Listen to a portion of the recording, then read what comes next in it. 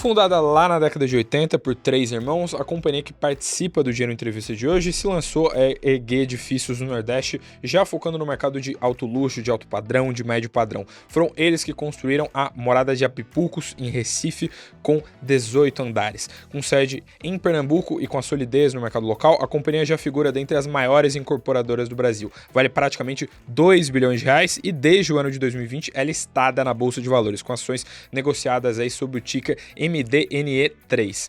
Além dos prédios na Veneza Italiana Brasileira, que é Recife, a companhia expandiu para Maceió, Salvador, Fortaleza, Natal e mira expandir ainda mais nos próximos anos, com uma visão de trazer empreendimentos também fora do nicho de alto padrão e ter um portfólio ainda mais diversificado.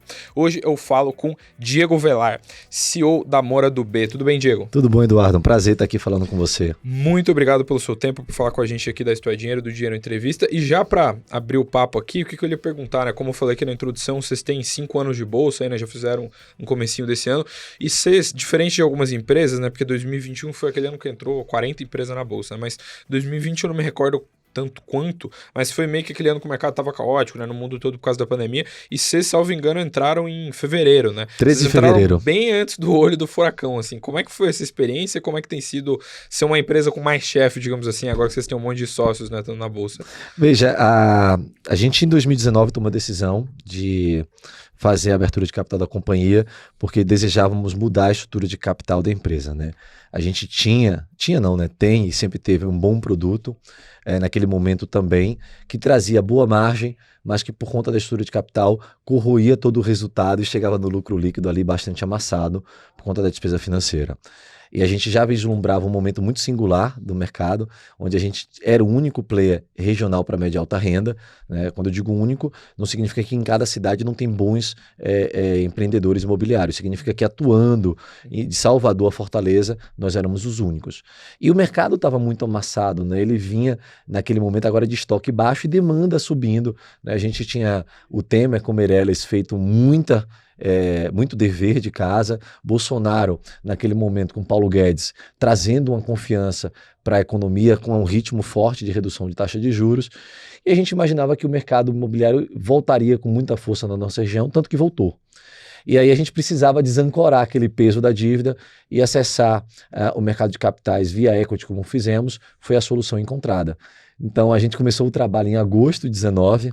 O bacana desse trabalho é que assim, o Brasil a cada mês renovava recordes, né? Recorde de empresas acessando esse mercado, recorde de crescimento da bolsa, e aí cada vez mais o valuation ia melhorando um pouco. E aí teve uma hora que em fevereiro a gente disse, agora tem que fazer, porque não vai ser sempre assim, todo dia aumenta de preço. A gente não fazia ideia que viria na intensidade da forma que veio a pandemia, mas a gente acertou o time quase que perfeito, porque um mês e pouquinho depois o mercado fechou, né? Derrubou o mercado como um todo, e aí a gente estava desalavancado, com caixa, e agora preparado para poder botar em prática o nosso planejamento estratégico de crescimento dos 5 anos seguintes, que encerraram em dezembro de 2024. Né, gerando mais resultado, inclusive, que a gente tinha previsto aos acionistas, e como você disse, como é trabalhar para milhares, né, de novos patrões, é tão simples quanto isso. Na verdade, o meu patrão é o cliente, é o produto que a gente vende. Ao investidor, a gente tem como foco ser a empresa que melhor rentabiliza ele. Né? Então, se a gente consegue entender o que é desejo para o cliente, o que é que realmente a gente pode surpreender em termos de entrega do sonho, né? Na média, as pessoas quando compram imóveis estão realizando o seu próprio sonho, né? Até a casa própria. É isso que a gente vende, sonhos.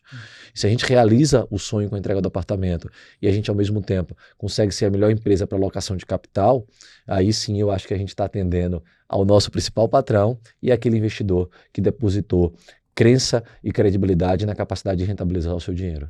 Perfeito. Vocês têm uma presença regional lá muito forte, né? A sede de vocês fica lá em Recife.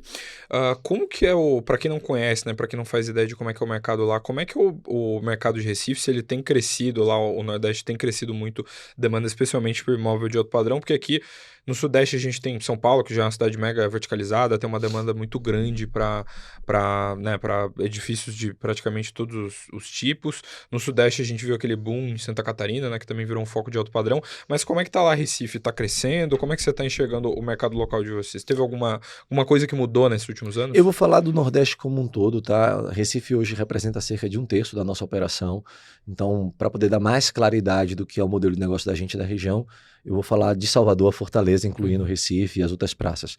A gente passa, desde 2016, por ofertar, na média, menos produto do que o mercado é capaz de absorver. Tanto é que os VSOs mais fortes de média e alta renda estão no Nordeste, né? A empresa que tem o maior VSO das listadas na Bolsa de fora do Minha Casa Minha Vida, dentro do MAP, né, que é média e alto padrão, é a Moura do B, e é reflexo disso que eu estou dizendo a vocês. E por que isso acontece?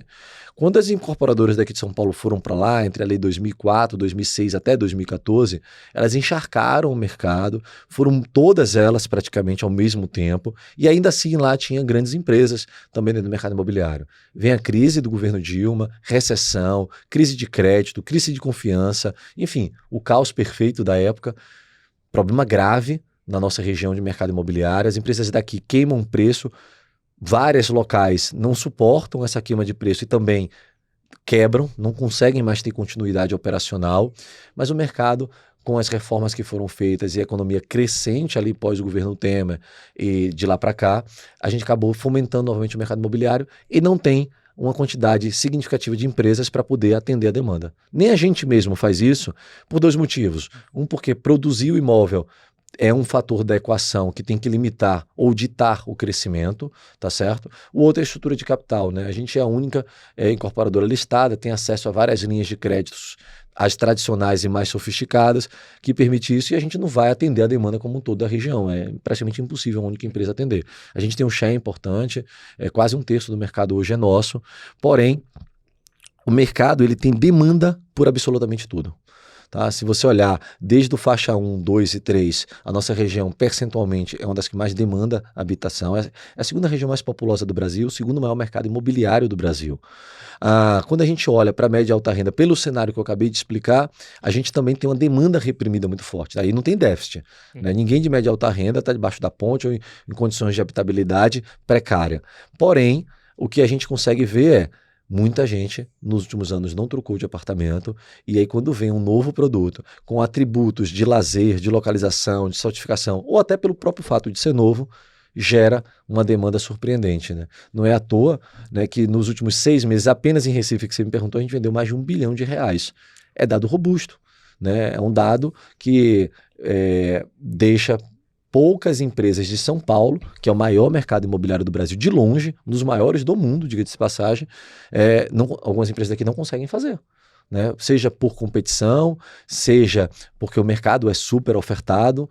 Né? Então, para você ter uma ideia de como é a dinâmica do que a gente vem vivendo lá. E mais, apartamentos até que chegam a passar da casa dos R$10 milhões de ticket médio. Né? Então, a gente consegue hoje ter um mercado de alto luxo, de alto padrão, né, de classe média e de baixa renda no Nordeste, muito bem demandante e solidificado. Aqui, de fato, é o Brasil equacionar a questão da taxa de juros via equilíbrio das contas públicas, que aí o Nordeste vai crescer ainda mais. E tem algum fator econômico que favorece lá? Porque eu lembro de ter acompanhado um ranking uma época dos lugares que mais varia o metro quadrado, e Vitória, no Espírito Santo, ele teve um boom bem grande, né? Teve algum fator econômico que fez o mercado de Recife ou do Nordeste, de um modo de geral, crescer bastante esses últimos anos? É bom essa sua pergunta, porque, na verdade, o mercado imobiliário, salvo algumas exceções que eu vou falar, ele não cresceu.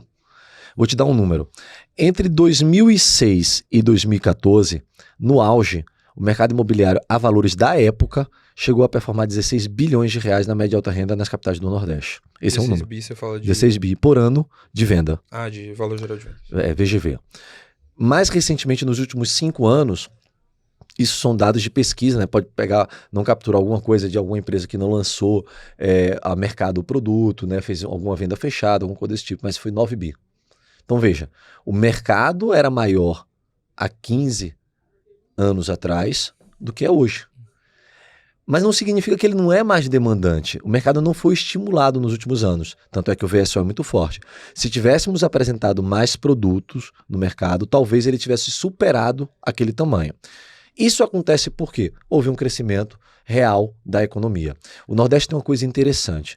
Quando o Brasil vai bem e cresce, o Nordeste cresce mais do que o Brasil. Quando o Brasil vai mal e entra em recessão, lá é mais profundo do que aqui.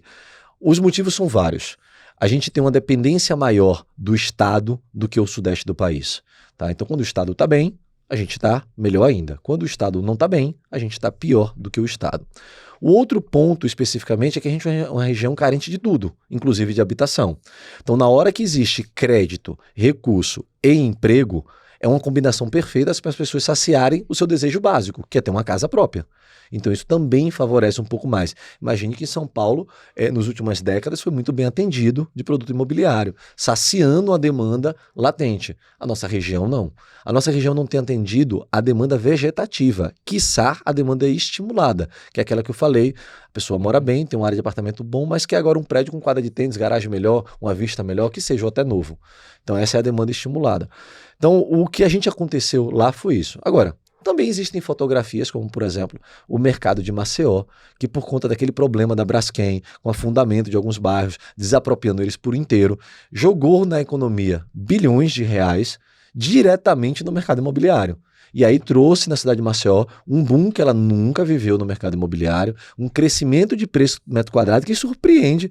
Maceió rivaliza com Vitória do Espírito Santo, a capital que mais cresceu percentualmente preço de imóvel por metro quadrado. E lá é por conta dessa característica. João Pessoa, também na Paraíba, teve um investimento forte em segurança, em plano diretor, em qualidade de prestação de serviço, que gerou essa capital da qualidade de vida, atraindo pessoas do Brasil inteiro para poder morar lá, buscando os atributos que eu acabei de falar. Então, aí isso também gerou um crescimento. Aliás, João Pessoa é uma das poucas capitais do Nordeste que teve crescimento do censo do IBGE, do último para o penúltimo.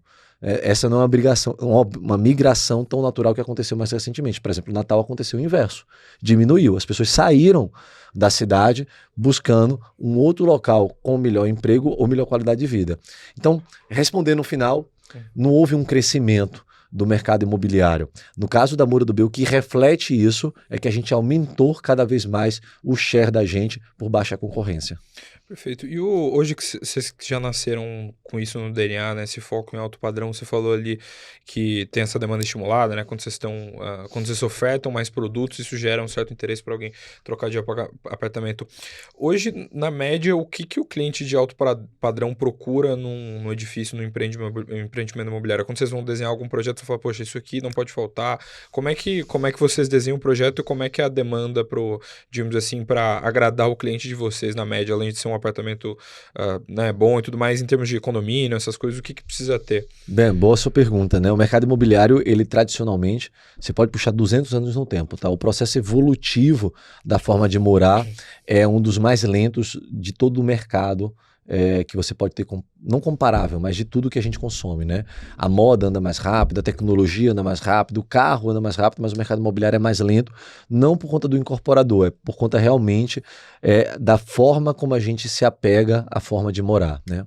Mas pós-pandemia, algumas coisas interessantes acabaram acontecendo, de repensar certas formas de morar. Mas antes de falar sobre isso, o fator número 1 da tomada de decisão de compra do imóvel é localização. Tá? Nada supera a localização. Você pode fazer um prédio lindo, maravilhoso, academia, quadra de tênis, 10 vagas de garagem, preço acessível. Se o lugar não é de desejo, dificuldade de venda você vai ter grande. Você pode pegar um prédio sem vaga de garagem, sem atributo de lazer, numa localização espetacular, ao seu preço ele vai vender super bem. Então é isso que é importante destacar. Agora, como o mercado não funciona de forma tão simplória, como eu acabei de dar de exemplo, várias coisas foram trazendo benefícios. Primeiramente, claramente a questão do wellness está inserido dentro da vida das pessoas e uma preocupação maior por atividade física. Então, a academia é algo que no Brasil não existia há 20 anos atrás, redes nacionais de academia com capital aberto e com o nível de investimento e a quantidade de alunos que geram faturamento que existem hoje. As pessoas também começaram a olhar e falaram assim, e se eu tiver uma academia no meu prédio de tão boa qualidade quanto aquela que eu pago caro para ir? Pela comodidade de acordar e já ter esse equipamento no meu prédio. Hoje nem é tanto luxo, né? Hoje virou mais presente, né, nos condomínios. Sim, e na verdade há muito tempo tem academia, mas era uma coisa menor do que essa sala que nós estamos. Só para servir mesmo. Hoje a gente tem prédio nosso com uns 400 metros quadrados de academia. né, no alto padrão. Quadra de tênis, nos últimos 3 ou 4 anos, surpreendente, virou uma febre, né, um grande diferencial. Piscina com paisagismo envolvido, né, espaço gourmet, elevadores mais rápidos, né, garagens com projetos de ambientação, né, espaço para massagem, sauna com variações, sauna não, desculpe, hidromassagem com variações de temperatura. Tudo isso começou a compor como diferencial, além, é claro, de uma arquitetura de design. Algumas empresas preferem com assinaturas internacionais, seja de escritório de designs de reputação reconhecido internacionalmente, seja também por conta de outras grifes, né, que passeiam pela moda assinando projetos arquitetônicos. Nós decidimos que iríamos fazer isso com a arquitetura brasileira. Nós temos no Brasil arquitetos que são reconhecidos internacionalmente e que fazem projetos elegantes e atemporais. E aí a gente decidiu investir ainda mais nesse tipo de projeto, que também se trouxe como diferencial. Acabamos de lançar em Fortaleza 2 torres incríveis, no melhor endereço da cidade, assinado por um arquiteto que tem a sua sede aqui em São Paulo, o Estúdio Arthur Casas, né, mas reconhecido internacionalmente com projetos icônicos. Então, também passou a ser um diferencial ter prédios assinados por pessoas que são reconhecidas pela qualidade, pela sofisticação, pelo design. Isso também mudou ao longo do tempo, né? Além de vários outros detalhes, esquadrias com mais qualidade acústica, né? Fachadas mais envidraçadas, em alguns casos até L-ponto com sala VIP, a dependendo da qualidade do produto. O que você falou de localização, acho que aqui em São Paulo a gente vê muito, porque é uma cidade com vários bairros, os bairros têm uma densidade populacional gigantesca e tudo mais. Hoje, na média, quais que são os fatores que determinam se é uma boa localização por imóvel lá em Recife? Em Recife, no Nordeste, vista mar. 2 coisas. Você é mais feliz quando mora olhando para o mar, e como todas as capitais que a gente atua, elas são capitais litorâneas. Então, normalmente, nas capitais, os prédios com melhor endereço são aqueles que estão conectados às melhores praias ou às melhores vistas mar. Esse é o mandatório. Agora, óbvio, né? Densidade gera densidade. Onde todo mundo quer estar é onde normalmente o mercado imobiliário é mais caro. Os Jardins, o Itaim, a Vila Nova Conceição tem um preço que tem, porque já tem densidade. Densidade é uma grande rede de infraestrutura que não só envolve residencial, escola, mercado, restaurante, farmácia, enfim, uma rede de prestação de serviços, uma boa infraestrutura urbana. E também tem aquilo, né? Todo mundo que eu conheço mora ali, eu também quero morar. A densidade puxa a densidade. No Nordeste também não é diferente, né? Algumas cidades, o melhor endereço de fato é a Vista Mar. Algumas outras têm uma singularidade do melhor endereço ainda não ter sido Vista Mar, porque a praia não é tão bonita que gera esse desejo, então as pessoas até acabam se afastando, porque praia traz maresia, praia traz salinidade, e aí os vidros precisam ser mais limpos, a manutenção do prédio é maior. Se ela não é tão bonita, então eu me afasto um pouco dela para buscar outros benefícios. É o caso de Aracaju, por exemplo, durante anos o plano urbanístico não foi na orla, foi mais para outras regiões em volta de parques. Então, no final do dia, o que eu quero dizer é vista mar, né? E onde tem densidade. E hoje vocês têm um share relevante do portfólio de prédios bem na beira da praia? Né? Vou te dar um exemplo, tá? Na cidade do Recife, o melhor endereço é a Avenida Boa Viagem, no bairro de Boa Viagem. É a Avenida Beira-Mar da Praia de Boa Viagem. Só nesse endereço a gente tem 47 projetos entregues. Então aí você tem ideia de como a gente é presente nos melhores endereços, né? De quanto a gente gosta de se fazer presente, não só no cliente que compra o Moro do B, mas ajudando a cidade e de alguma forma impacta em quem cruza por um produto nosso. E lá especificamente em Recife, os prédios são altos, o plano diretor ele é permissivo para subir os prédios? Como é que é isso? Isso é uma boa pergunta, porque mercado imobiliário pujante é onde tem um mercado de legislação, plano diretor e a lei orgânica do município que estimule o crescimento, né? Você vê, ontem teve o leilão do CEPAC aqui em São Paulo, como que isso movimenta a economia, foram bilhões de reais, né? Então, a Recife durante muito tempo teve um plano diretor bem estimulante, né? Coeficiente 4, ou seja, 1.000 metros quadrados de terreno, eu faço 4.000 metros quadrados de área privativa, gabarito limitado a Comar, então várias coisas que estimulavam. Teve um momento que fizeram a revisão, endereço muito nobre, baixaram o coeficiente, desce de 4 para 2, limita gabarito, principalmente na Avenida Boa Viagem, sobre a argumentação do sombreamento da praia, que já estava assombreada, e engraçado, tem uma fotografia bem interessante que mostra a praia à tarde, as pessoas onde tem sombra estão, onde tem sol não queriam estar. Né, as pessoas buscando a sombra à tardinha, porque pela manhã tem sol o dia todo, porque é ao contrário, o sol nasce do mar para a terra. Então, o fato é que agora voltou a se revisitar para permitir esses prédios que geram adensamento e que aí naturalmente evitam os deslocamentos horizontais e valorizam o mercado imobiliário, porque no final do dia, a grande verdade é que as pessoas querem morar em prédio alto. Né? O apartamento quanto mais alto, mais caro é, e aí é o melhor aproveitamento do solo. Então, Fortaleza passou por essa revisão também. Esse prédio de 50 lajes que a gente tem lá é baseado na revisão do plano diretor. João Pessoa, a mesma coisa. Salvador também tem um gabarito bastante permissivo ao estimular o mercado imobiliário. E toda a capital que libera, São Paulo acabou de passar por isso. Veja a propaganda de prédios altos e o estímulo que tem levado de produtos para a região que antes não pegava o preço do metro quadrado que está pegando agora por conta dos prédios altos. Então, a verdade mesmo é que os prédios baixos atendem a um desejo menor da população, e o que as pessoas querem mesmo é estar onde todos estão. Então o prédio alto favorece isso, e a legislação, ela quanto mais permissiva for isso, mais favorece a dinâmica do mercado imobiliário. Ajuda até o planejamento da cidade, né? Porque aí o trânsito melhora, né? Se tem a cidade mais verticalizada, você tem... Sim, as pessoas buscam outras soluções que não carro, vão caminhando, calçadas melhores, né? Isso é que permite, de fato, o deslocamento. É óbvio que mais prédio gera mais carro naquela rua, porém a gente pode buscar outras soluções, do qual distanciar as pessoas sobre o argumento do adensamento. Isso não existe. Não, eu lembro porque teve uma das eleições aqui que o pessoal bateu nessa tecla, assim, falar, poxa, porque o trânsito é um problema crônico daqui, não falou, poxa, se você tem prédios mais altos, você vai ter mais gente morando perto do trabalho, a distância média é menor e tudo mais. E o que eu ia perguntar, a gente falou de mercado aqui, vocês vêm de uma crescente grande, né? Vocês estão acima do preço do IPO, eu acho que ali desde janeiro de 23, vocês estão subindo ali 300 e poucos % na bolsa. Vocês vieram nessa esteira de crescimento grande, assim, né? Vocês multiplicaram de valor praticamente 4 vezes aí nesses últimos 2 anos. O que fez vocês crescerem tanto, e especificamente nesse último resultado, né, do segundo TRI que vocês divulgaram em agosto, teve, acho que foi 1,2 bi de VGV, mais ou menos isso? De vendas no segundo trimestre, isso.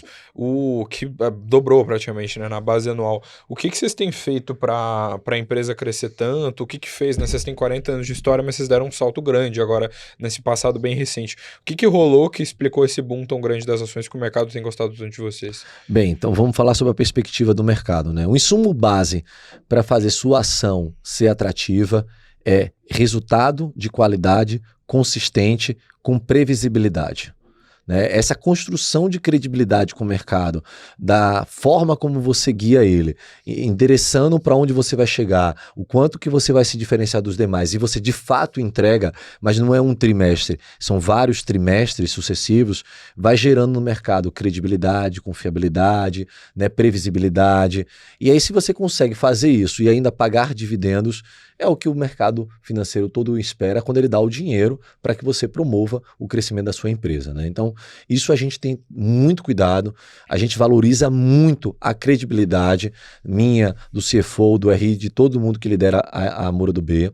A gente tem uma preocupação verdadeira em querer ser transparente com o mercado, guiá-los e mostrar, ao ponto que a gente cresceu mais de 40% de média ao ano desde a abertura de capital, e hoje eu sinalizo ao mercado que a gente não vai crescer mais significativamente, pelo contrário, marginalmente, porque tem cada dia mais me preocupado a nossa capacidade de crescer e continuar produzindo imóveis de qualidade e com boa rentabilidade. Eu não acho que sobre a estrutura atual e as condições atuais seria saudável para o Muro do B, em termos de ganho, de eficiência financeira e de qualidade do cliente, continuar crescendo nesse ritmo. Pelo contrário, está na hora da gente parar, se solidificar e buscar todo esse resultado contratado e entregar para o investidor. E só depois que a gente estiver confortável com esse outro tamanho, provocar um novo crescimento. Agora, sobre a perspectiva operacional, o que a gente fez foi tão simples quanto isso. A gente olhou para o Nordeste, viu a oportunidade que nós tínhamos por baixa oferta e alta demanda, e vamos ser corajosos de poder ofertar produtos que ninguém tem coragem de fazer na média. Produtos que são compra de um hotel abandonado na cidade de Salvador e retrofita ele, um moinho de grãos, um projeto que com caráter industrial, para armazenar grãos na região portuária do Recife, feito em 1914 a 1919. A gente adquire isso, bota apartamento dentro e vende, né? Ou outros ativos também que a gente adquire para fazer retrofit, ou um projeto enorme na cidade do Recife, terreno de mais de 150 mil metros quadrados, com mais de 150 milhões de investimento da gente para benefício público, parques, sistema viário, infraestrutura de água, esgoto, elétrica, enfim, uma transformação urbana, um dos maiores projetos imobiliários do Brasil. A gente está lá e está fazendo esse projeto. Então, tudo isso, que é olhar para o Nordeste, ver a oportunidade que nós tínhamos, ter coragem de ir lá e desenvolver projetos que, na média, os outros incorporadores não iriam fazer, ou seja por estrutura de capital, seja de fato por confiança no mercado, seja de fato porque tem estrutura de execução, estrutura de engenharia para poder colocar de pé, a gente foi e teve a coragem de fazer. E aí o mercado, também que compra apartamento, tem reconhecido, né, tem aumentado ainda mais a credibilidade, do qual, de novo, a gente dá muito valor, e aí isso tem se traduzido em números. E se a gente continuar fazendo isso nos próximos 5 anos, o meu, pelo menos o objetivo, que eu transmito sempre para toda a equipe, é a gente quer ser a melhor incorporadora do Brasil, não a maior. A maior é impossível, estando só no Nordeste, não dá para ser isso, tá? Mas dá para ser a melhor. Se a gente trabalhar duro, se a gente cada vez mais ajudar a formar lideranças e atrair novas lideranças, boas mentes, pessoas novas, motivadas com o propósito da empresa e mais com a nossa região, em desenvolvê-la e tirar ela dessa condição eterna de ser uma região pobre perante o Brasil, principalmente o Sudeste, e mostrar que sim, somos capazes de crescer tanto quanto outras regiões, com qualidade, com infraestrutura. Aí eu acho que a gente vai conseguir acabar entregando isso também para o nosso investidor e alcançando esse objetivo. Perfeito. A gente eu falei na introdução de expansão do portfólio, né? Vocês têm essa visão de aumentar eventualmente o leque, né? De entrar mais na média e baixa renda. Hoje vocês têm um foco grande em alto padrão. Como que tem sido esse foco, né? Desde quando vocês têm isso em mente? E quando eu estava fazendo o meu dever de casa, eu lembro que eu vi uma entrevista, acho que era sua, ou algum release da empresa, falando que vocês pretendem ter um portfólio mais distribuído, né? Isso é para surfar melhor os ciclos, para ter uma resiliência melhor? Como é que vocês estão enxergando essa entrada num ramo diferente, digamos assim? 2 pontos que são importantes, eles não são excludentes, pelo contrário, eles têm que ser combinados. O primeiro, nós precisamos ser a empresa que entrega o melhor produto imobiliário do Nordeste para o nordestino. Tá? E não é o produto que a gente diz, é o produto que ele elege. Eu não posso estar fazendo isso atuando apenas no alto padrão. Eu tenho que atender o desejo da população. Eu tenho que entregar imóvel, principalmente aqueles que os outros incorporadores não estão fazendo. Porque se a gente quer transformar a nossa região, a gente não pode se limitar a querer fazer apenas um determinado nicho do mercado. Né? Muito mais do que só vender apartamento, é ajudar a transformar o Nordeste. Então a gente decidiu que a gente iria também atender a classe média e a classe mais baixa. Tá? Então, aqui está por uma questão de propósito e de entendimento do que é nosso papel enquanto incorporador para a região. Na outra ponta, quando eu olho o investidor que precisa ter o capital dele rentabilizado, porque isso aqui é aspiracional, é desejo, mas para ele existir não vamos ser ingênuos. Eu preciso dar o melhor retorno para o meu acionista. Se eu sou uma empresa que se concentra em uma linha de produto, em uma única cidade, eu estou expondo aquele capital a um risco desnecessário. Amanhã ou depois, a demanda por imóvel de alto padrão foi atendido, como é que eu faço? Amanhã ou depois, uma única cidade passa por um problema tal qual Porto Alegre passou, por um enchente, algo inesperado, como que fica o mercado imobiliário? Então a gente decidiu que seria uma empresa regional e uma empresa com um leque de produtos imobiliários, todos sobre a mesma base de valores e propósito. Então daí isso surge a Mood, que é a empresa que, na época não existia faixa 4, mas ela navega muito bem no faixa 4 e, se houvesse, um faixa 5, tá? Atendendo a classe média ali, população de faixa de 12 a 15 mil reais. E, por conta do sucesso da Mood, a gente viu que se enxugasse a área do apartamento e reduzisse alguns atributos de itens de lazer, se enquadrava dentro do programa Minha Casa Minha Vida, faixa 3. E aí a gente decide criar a única para isso. A única nasceu que ano? Ela nasceu ano passado e começa a ter lançamento esse ano. Então a ideia da única é 200 milhões esse ano, 600 no próximo, 1 bi em 2027. E dentro dessa matriz de diversidade regional, diversidade de produto, a gente viu que a melhor forma de entregar maior rentabilidade e a menor exposição a risco dentro do mercado imobiliário ao nosso acionista é 1 bi de única, 1 bi de Mood, 2 bi de Mura do B em condomínio fechado. Essa é uma combinação que, sobre a nossa estratégia, a gente acredita que a gente vai conseguir ser a melhor incorporadora na visão do cliente, que está sendo atendido no Nordeste de A a Z, e também do nosso investidor, que vai ter uma diversificação de risco. E veja, aqui ninguém está falando de ser grande em nada, aqui a gente está falando de ser bom no que está fazendo. A Moody a gente já faz, já tem 13 projetos da Moody lançados, e entregue, já tem um caminhando para o segundo e terceiro agora nos próximos 60 dias.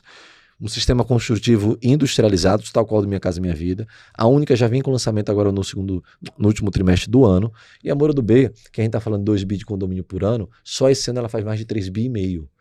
Então veja, nossos passos são com conservadorismo, com um senso de propósito muito forte e com a consciência de que a gente precisa ter confiabilidade, previsibilidade, capacidade de rentabilizar melhor o nosso investidor. Perfeito. E o que eu ia lhe perguntar nesse sentido, até a gente falou disso antes de ligar as câmeras aqui, né? Na média, o setor setor de construção civil, de modo geral, o mercado imobiliário, de uma forma geral, ele é um pouco correlacionado com o Selic, mas eu achei interessante que a gente estava conversando, você me falou aquela coisa de que, olha, na verdade, tem outras variáveis que é legal analisar, né? Na sua visão, por que o setor imobiliário nem sempre vai ser tão conectado com juros no Brasil? Como é que funciona o mercado imobiliário? Muito parecido com todos os outros que são dependentes de crédito para aquisição do ativo, né? A média das pessoas e até das empresas acabam fazendo a análise seguinte: cabe no meu orçamento pagar aquela prestação? Se sim, talvez depois ele vai descobrir qual é a taxa de juros que está ali inserida, né? Então, o imóvel, na média das famílias, é o maior endividamento contratado. Tá? As pessoas tomam um valor significativo de empréstimo no banco por um longo período de tempo para a aquisição da sua própria casa. Posto isso, se você olhar no Brasil, não São Paulo, mas no Brasil, o boom do mercado imobiliário de fato não é hoje nem foi 3 anos atrás, foi há quase 15 anos atrás. E o que existia naquele momento? Taxa de juros a 2 dígitos, mas o Brasil vinha de uma perspectiva de crescimento que a gente nunca, não essa geração, tinha usufruído. Tá? Que lembra a capa acho que foi da Times, The Economics, que era o Cristo voando. Então, o Brasil ali ia ter crescimento de PIB chinês, não é verdade? Então, as pessoas acreditavam mais na economia e tinham confiança que a sua renda, seja porque era empregado, seja porque era empreendedor, ela ia continuar. Então, o imóvel foi um ativo muito comprado. Então, o Brasil recentemente também passa por isso. O que a gente vê é 4 anos de crescimento médio de 3% ao ano, apesar de uma taxa de juros muito alta. Então, as pessoas estão empregadas, taxa de desemprego abaixo dos 6%, é pleno emprego, né? Na verdade, é a menor referência que a gente tem da série histórica. Então, as pessoas acreditam, têm confiança na economia, e o mais importante que você tem que medir é intenção de compra cruzado com confiança na economia. Tanto é a prova que quando os juros caiu, a Selic caiu a 2%, e as pessoas estavam trancafiadas dentro de casa, a venda de imóvel despencou assustadoramente. E ali tinha crédito e tinha juros baratos, mas não tinha confiança se manter empregado, porque ninguém sabia o que seria da economia. Então, a venda ela se enxugou. Mas na hora que as pessoas começaram a acreditar no mercado, o imóvel começou a vender com muito, inclusive, um rebote daquela demanda que ficou reprimida, né? Daí o crescimento que veio significativamente na maioria das incorporadoras. Então, o importante é você monitorar a taxa de juros. Uma coisa tem consequência na outra, né? País com taxa de juros altos gera ambiente recessivo, o ambiente recessivo gera desconfiança na empregabilidade e na confiança da economia, e aí isso desfomenta. Mas, se a gente está crescendo e a taxa de juros está alta, as pessoas compram imóvel, desde que o fundo não esteja secando na ponta do banco. Perfeito. Para a gente caminhar para o final do programa aqui, a gente tem um bate-bola rápido aqui, o nosso momento Marília Gabriela, perguntas para você responder aí, uma linha. Um líder empresarial que você admira? Poxa, um só é difícil, né? Poderia dar. Eu sei que a pergunta é ingrata. É então. Óbvio, né, que a história dos 3 irmãos lá na Moura do B é uma história inspiradora, né? A forma como eles acreditam no produto imobiliário e no Nordeste inspira todos nós a seguir adiante. No Brasil tem casos incríveis de profissionais que ou revolucionaram o mercado financeiro ou o seu próprio mercado. Eu vou falar de pessoas que eu conheço, né? O Guilherme Bentimol, ele revolucionou o mercado financeiro com a XP, né? Então, uma pessoa que eu tenho admiração pelo que ele fez e pela vontade de fazer aquilo acontecer. Você tem em outros setores, né, lá no Nordeste, o seu Wilson Mateus com a rede de supermercado deles também é um nordestino que acredita, o seu João Carlos do grupo JCPM, né, que fundou a rede de supermercados Bom Preço, né, então foi um player importante para o Brasil no varejo e depois se reinventa fazendo shopping de muita qualidade no Nordeste. Enfim, a gente acaba sendo impactado ao longo do tempo por profissionais que, na sua característica, trazem lições para a gente, né, que inspiram, né, que fazem motivar. E lideranças mais jovens também, que a gente tem vários no Nordeste, em todos os segmentos, que de alguma forma acabam impactando. Então é injusto falar de um só. Eu falo desde os três com quem eu convivo bastante até aqui. E um grande ou melhor conselho que você já recebeu como executivo? Olha, eu gosto muito do conselho de que eu recebo todos os dias, né? A gente tem que tomar muito cuidado com a nossa vaidade. Não é que a pessoa me diz isso, né? A gente tem que lembrar sempre disso. E, além disso, a gente tem que ter uma consciência muito clara de que nós dependemos das pessoas para fazer grandes projetos, né? Então, não existe uma única pessoa capaz de botar um grande projeto de pé. Existe uma pessoa que pode inspirar a todos a sonhar aquele mesmo sonho. Então, eu acho que isso faz parte um pouco da nossa cultura, da companhia, e é algo que eu particularmente acredito bastante. Ao longo da minha vida, toda vez que eu escutei isso de alguma forma, isso me fez lembrar, né, que a gente não faz absolutamente nada sozinho. Perfeito. Uma cidade nordestina que é ou que você acredita ser a próxima bola da vez no seu mercado, hein? Agora você me botou numa saia super justa, que é inclusive toda vez, eu tenho uma paixão tão grande pelo Nordeste, que todas as vezes que eu vou na praça eu falo, é aqui que a gente mais acredita, porque de fato a gente acredita em todas, tá? Agora, eu não posso deixar de destacar que tanto Fortaleza quanto Salvador e João Pessoa passam por um momento muito único na sua cidade. Agora, se eu tiver que escolher uma das três, aí é que eu vou ser um pouco barrista. Eu vou dizer que é Salvador, que eu nasci lá, tenho uma parte significativa da minha família morando lá, e o prefeito de Salvador também vem fazendo um trabalho belíssimo para a cidade, e eu tenho acompanhado o quanto ele se empenha para poder ajudar a transformar ainda mais a capital baiana. Perfeito.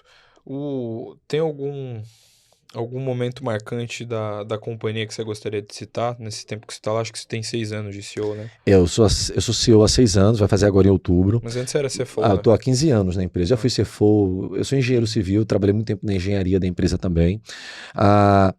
Eu diria o seguinte, a minha trajetória de crescimento dentro da Moura do B, ela foi na diversidade, nunca foi na prosperidade, né? Eu virei CEO no momento mais crítico da empresa e cresci profissionalmente, mas dentro da organização não tem um cargo acima de ser CEO, né? Com certeza eu amadureci muito e venho amadurecendo ao longo do tempo como profissional e como pessoa, mas o momento que mais me marcou foi a fase que eu fui CFO, né? Foram momentos muito duros do mercado imobiliário e da empresa. E aquela adversidade ajudou a forjar muito o profissional que eu sou hoje, né? Ter vivido com recursos muito escassos, em momentos que o vento sempre estava soprando contra, e ter sobrevivido àquela tempestade ajudou a gente saber lidar melhor até com a prosperidade. Perfeito. Onde você enxerga a Moura do B daqui 5 ou 10 anos?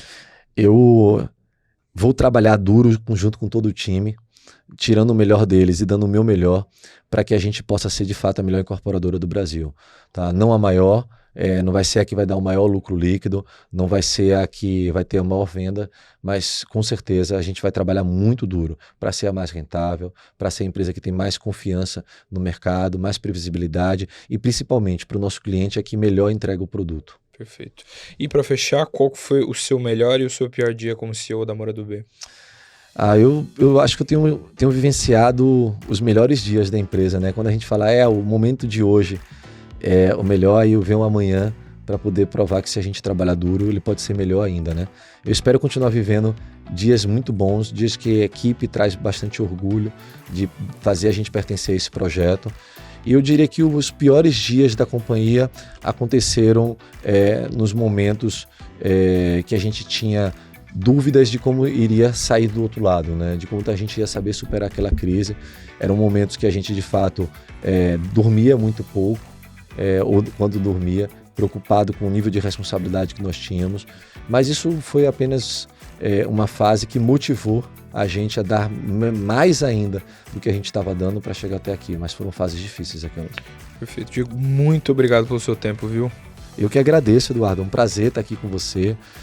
Me sinto bastante honrado do convite e espero de alguma forma ter contribuído para as pessoas entenderem um pouco melhor do que é essa empresa da qual eu tenho paixão e orgulho de fazer parte. E muitíssimo obrigado também para você que acompanha a gente aqui do Dinheiro Entrevista, da Isto É Dinheiro. Lembrando que você é o nosso chefe, né? Então manda o seu feedback, a gente sempre está de olho aí, vocês são a opinião que mais importa para a gente. Também não esquece de engajar, deixa o seu like, deixa o seu comentário. Se você tiver alguma sugestão de algum economista, algum CEO, alguma personalidade que você gostaria que a gente trouxesse aqui, só deixar nos comentários. E lembrando que você pode acompanhar a gente também em outras plataformas. Se jogar lá Dinheiro Entrevista no Spotify, você consegue achar as edições do programa. Muito obrigado, um abraço e tchau, tchau.